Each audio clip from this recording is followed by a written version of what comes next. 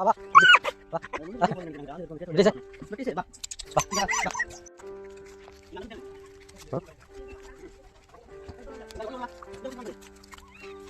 இங்க இப்படி சார் டா எங்கடா அப்பா போ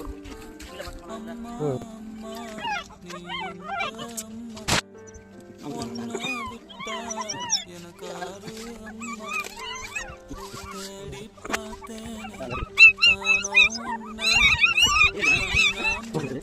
மேலும் மென்மையா